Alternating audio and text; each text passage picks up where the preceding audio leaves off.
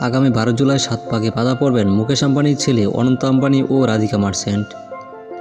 সেই স্কুল জীবন থেকে তারা বন্ধু, কিন্তু বিয়ের কয়েক মাস আগে অনুষ্ঠিত হলো প্রাক বিবাহ অনুষ্ঠান। এতে ধারাবাহিকভাবে যোগ দেন হলিউড বলিউডের তারকারা, যেখানে ছিলেন বলিউড বাদশাহ শাহরুখ খান। তাছাড়া সালমান খান, আমির খান, সাইফ আলী খানও ছিলেন। তাছাড়া মার্ক জাকারবার্গ, বিল গেটস সহ বিশ্বের নামীদামি প্রতিষ্ঠানের প্রধানরা ছিলেন সেখানে। সালমান, শাহরুখ, আমির ও সাইফ খানও মঞ্চ মাতিয়ে রেখেছিলেন। আম্বানির ছেলের বিয়েতে পারফর্মের জন্য পারিশ্রমিকও পেয়েছেন তারা, কিন্তু সেই পারিশ্রমিকের পরিমাণ কত তাই জানতে আজকের ভিডিওটি দেখতে থাকুন একদম শেষ পর্যন্ত। সাধারণত একটি বিয়ের জন্য নাকি 3 কোটি টাকার মতো পারিশ্রমিক নিয়ে থাকেন শাহরুখ খান।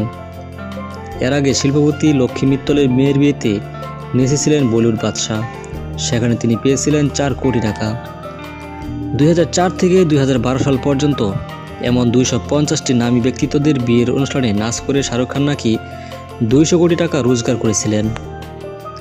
অনন্ত রাধিকার বিয়ের আগের এই উদযাপনেও নাকি প্রায় 2 থেকে 3 কোটি টাকা পেয়েছেন কিং খান। এরপর আলিয়া ভাট পেয়েছেন 1.5 কোটি টাকা। তবে সালমান, আমিরদের পারিশ্রমিকের সংখ্যাটা জানা যায়নি।